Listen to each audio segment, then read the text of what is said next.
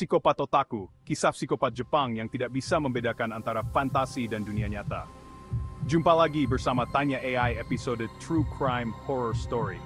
Tsutomu Miyazaki, sebuah nama yang selalu diucapkan dengan bisikan pelan, nama yang identik dengan kengerian yang tak terbayangkan.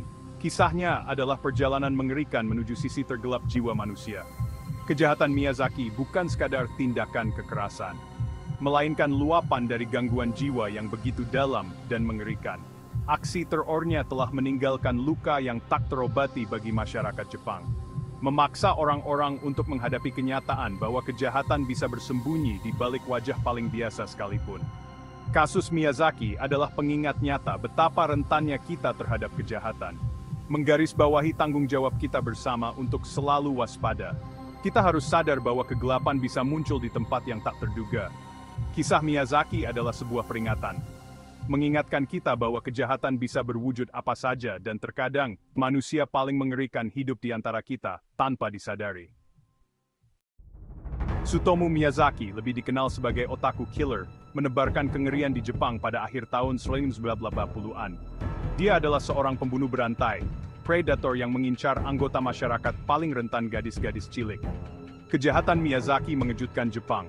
Aksinya yang mengerikan semakin menakutkan karena seperti tidak memiliki pola. Miyazaki adalah produk dari zamannya, seorang pria yang obsesinya mencerminkan sisi gelap budaya otaku Jepang. Otaku, yang sering dikaitkan dengan penggemar anime dan manga, secara tragis terkait dengan kebobrokan Miyazaki. Kasusnya memicu perdebatan sengit tentang pengaruh media yang syarat akan kekerasan. Muncul pertanyaan tentang potensi fantasi yang merembes ke dunia nyata. Kejahatan Miyazaki mengungkap keresahan masyarakat, memaksa Jepang untuk bergulat dengan monster yang bersembunyi di tengah mereka. Tsutomu Miyazaki lahir pada 21 Agustus 1962 di Tokyo, Jepang. Masa kecilnya diwarnai oleh kelainan fisik dan keterasingan sosial. Miyazaki terlahir dengan tangan yang cacat, suatu kondisi yang membuatnya berbeda dari teman-temannya. Ia menarik diri, mencari pelipur lara di dunia fantasi dan imajinasi. Kehidupan keluarga Miyazaki bisa dibilang tidak harmonis. Orang tuanya, yang sibuk dengan masalah mereka sendiri, gagal memberinya dukungan emosional yang sangat ia butuhkan. Seiring bertambahnya usia, Miyazaki semakin terisolasi. Ia tenggelam dalam anime, manga, dan film horor. Hal-hal ini menjadi satu-satunya teman dalam dunia yang sepertinya tidak menerima dirinya. Kehancuran jiwa Miyazaki adalah proses yang lambat dan berbahaya, dipicu oleh rasa kesepian, keterasingan, dan obsesi yang semakin besar terhadap hal-hal yang grotesk. Antara tahun 1988 dan 1989, Tsutomu Miyazaki melakukan serangkaian kejahatan keji yang meneror Jepang. Ia memangsa gadis-gadis cilik, membujuk mereka dengan janji-janji permen dan mainan. Lalu, ia menyiksa mereka dengan cara yang tak terbayangkan. Korban Miyazaki, yang berusia antara 4 hingga 7 tahun, menjadi objek dari hasratnya yang bengkok. Ia memutilasi tubuh mereka, melakukan kanibalisme, dan bahkan menyimpan bagian tubuh korbannya sebagai kenang-kenangan. Miyazaki mendokumentasikan kejahatannya dengan detail yang mengerikan. Ia mengirim surat ejekan kepada keluarga korbannya, yang semakin menambah rasa sakit mereka. Korban pertama, Marikono. Korban pertama Miyazaki, diculik pada 22 Agustus 1988, ketika dia sedang bermain di dekat rumahnya di kota Iruma, Saitama. Miyazaki membawa Mari ke sebuah hutan terpencil, di mana dia mencekiknya hingga mati. Setelah membunuhnya, Miyazaki meninggalkan tubuh Mari untuk membusuk, dan beberapa hari kemudian kembali ke tempat itu untuk memutilasi tubuhnya. Dia mengambil beberapa bagian tubuh dan membawanya pulang untuk dikonsumsi. Korban kedua, Masami Yoshizawa, 7 tahun. Pada 3 Oktober 1988, Miyazaki menculik Masami dari kota Hano. Dia mengulangi pola yang sama dengan menculik, menyiksa, dan membunuh korbannya. Lalu meninggalkan tubuhnya di daerah pegunungan terpencil. Korban ketiga, Erika Namba, 4. Pada 12 Desember 1988, Erika diculik saat berjalan pulang dari rumah temannya. Setelah membunuh Erika, Miyazaki memutilasi tubuhnya dan membawa sebagian anggota tubuhnya pulang. Dia juga mengambil foto-foto jenazah korban dengan kamera pribadinya sebagai bagian dari kepuasan sadisnya. Korban keempat, Ayako Nomoto. Pada 6 Juni 1989, Ayako diculik ketika dia sedang bermain di taman dekat rumahnya. Miyazaki membawanya ke apartemennya, di mana dia menyiksa dan membunuhnya. Dia kemudian memutilasi tubuh Ayako dan memotret sisa-sisa tubuhnya. Potongan tubuh Ayako kemudian dibuang Miyazaki di dekat sungai, sementara beberapa bagian lainnya dia simpan sebagai trofi. Detail kejahatan Miyazaki terlalu mengerikan untuk diceritakan secara utuh. Tindakannya bukan hanya pembunuhan, tetapi juga penyiksaan yang disengaja dan diperhitungkan. Dirancang untuk menimbulkan rasa sakit dan penderitaan sebesar-besarnya pada korban-korbannya yang tidak berdosa. Bagian kelima, keadilan ditegakkan, penangkapan dan persidangan. Pada bulan Juli 1999, teror Tsutomu Miyazaki akhirnya berakhir. Ia ditangkap polisi saat mencoba mengambil foto telanjang seorang gadis cilik di taman umum.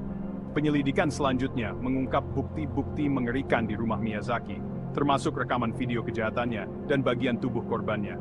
Persidangan Miyazaki menjadi sensasi media. Publik terpaku dan muak dengan detail kejahatannya.